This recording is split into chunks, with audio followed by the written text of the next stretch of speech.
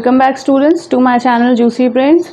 और आज हम बीआरएस का एक क्वेश्चन सॉल्व करेंगे जो पासबुक के बैलेंस से स्टार्ट होगा, that is credit balance of passbook. अभी तक हम कैश बुक के दोनों बैलेंसेस से क्वेश्चंस को सॉल्व कर चुके हैं, debit balance as per cash book and credit balance as per cash book.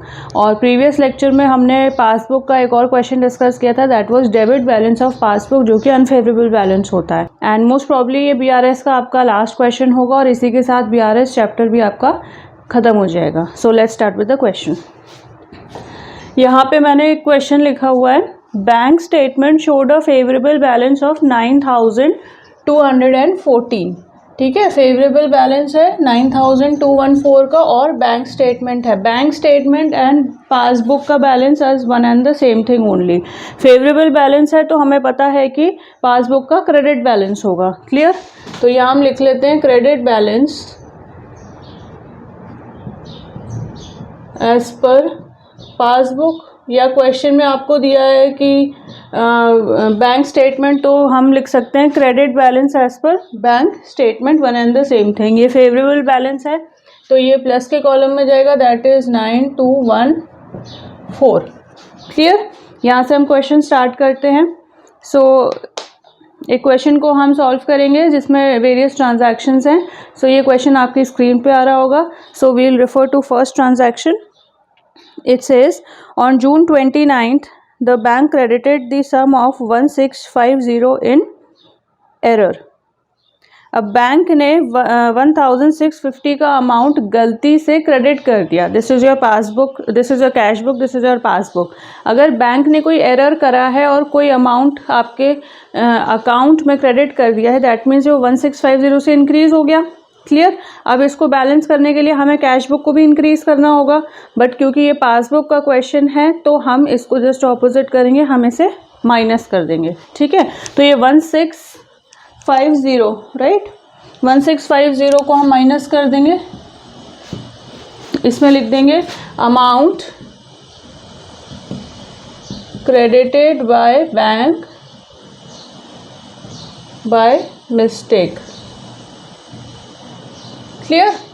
या समझ आया? Okay, now let's move on to the next transaction. It says certain cheques valued at 4500 issued before June 30 were not cleared. Okay, अब हमने checks issue करे जून 30 के पहले जो clear नहीं हो पाए। ओके, कितने के चेक्स थे?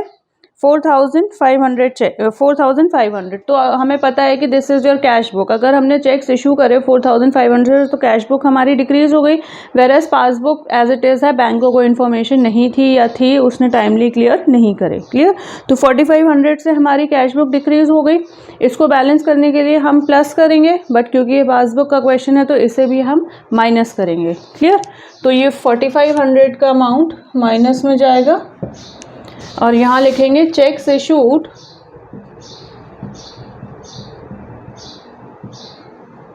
Not cleared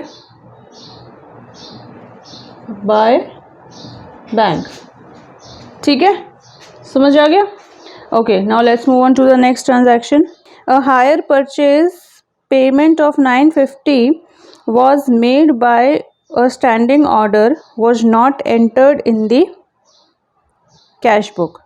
a hire purchase payment, इसको फिलहाल हम सिंपल पेमेंट के तौर पे समझ लेते हैं, बिकॉज हायर परचेज एक अलग चैप्टर है। ठीक है, और बहुत डिटेल में भी है। So let's not go into details right now, क्योंकि आपके सिलेबस में है भी नहीं। सो हम इसे एक सिंपल पेमेंट के तौर पे समझ लेते हैं कि हमने पेमेंट करी, that was of how much rupees 950, but it was not entered in the cash book. यानी कि कैश बुक में एंटर नहीं हुई, पासबुक में एंटर हो गई होगी। पासबुक में एंटर है, दैट मीन्स बैंक ने हमारी पासबुक से 950 कम कर दिए। क्लियर? तो 950 से पासबुक तो डिक्रीज हो गई, cash book as it is है। तो इक्वल करने के लिए हम क्या करेंगे, कैश बुक को हम माइनस कर देंगे, बट क्योंकि ये पासबुक का क्वेश्चन है तो इसे हम प्लस के कॉलम में डालेंगे। So your 950 amount will go in the plus column.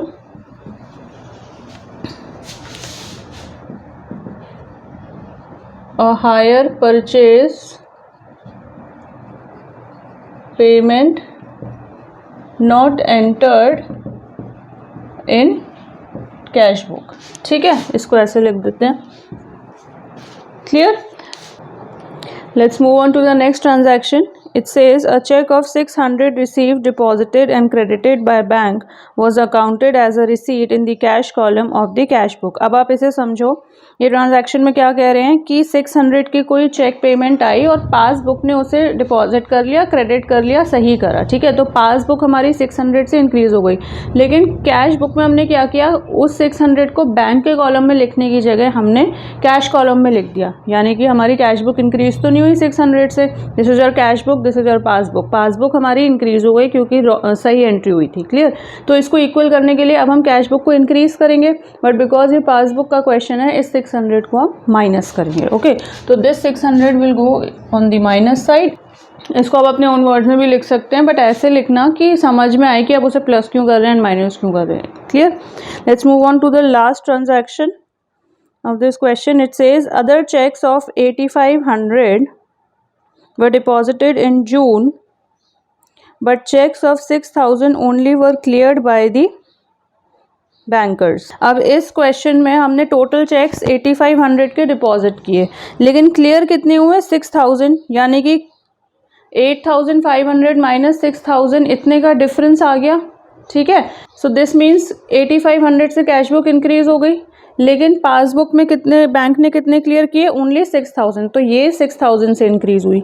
अब ये डिफरेंस आ गया, डिफरेंस कितना है, 8500 माइनस 6000। ये आपको ध्यान रखना है कि हमें नई वाली अमाउंट कंसिडर करनी है या हम माइनस करके जो डिफरेंस करेंगे वो अमाउंट कंसिडर करेंगे। ओके, तो यहाँ से जो डिफरेंस आ गया, डिफरेंस कितने का आया वो हम कैलकुलेट कर लेंगे। ओके, अब इसे रेक्टिफाई करने के लिए क्या करना है, हमें कैश बुक को लेस करना होगा, बट बिकॉज ये पासबुक का क्वेश्चन है तो हम इस डिफरेंस को प्लस करेंगे। Okay, so the difference will be 2500। इसे आप कैलकुलेट कर सकते हैं, that is 8500 minus 6000, that is 2500।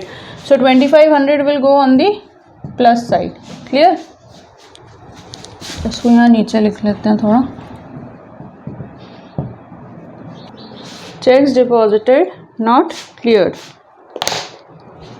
ठीक है, इसको हम कैलकुलेट कर लेते हैं, that is 9214 plus 950 plus 2500, so this is 12664 and this is 1650 plus 4500 plus 600, so this is 6750। Clear?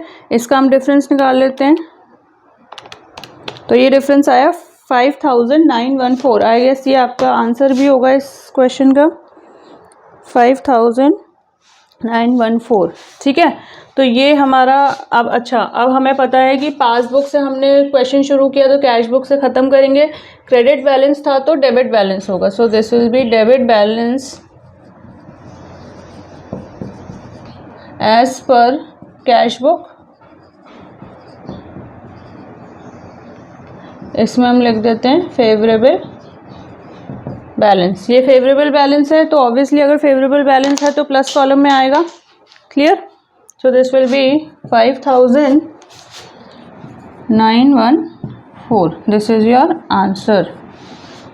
Is it clear students? With this we have finished the BRS chapter और I hope so मैंने आपको पूरी कोशिश की है कि मैं आपको इस तरीके से समझा सकूं कि BRS आपको easy लगने लगे, एंड मेक श्योर आप इसके टाइमली रिवीजन कर रहे हैं, रोज़ याद कर रहे हैं, समझने की कोशिश कर रहे हैं। ओके, और फिर भी अगर आपको कोई डाउट है या कोई कन्फ्यूजन है तो आप मुझे बता सकते हैं, सो दैट मैं आपकी क्वेरीज़ को सॉल्व कर सकूँ, एंड होपफुली आपको अब BRS चैप्टर अच्छा लगने लगा होगा। So in my upcoming video हम 11th के अकाउंटेंसी का ही नेक्स्ट चैप्टर को डिस्कस करेंगे। See you in the next lecture.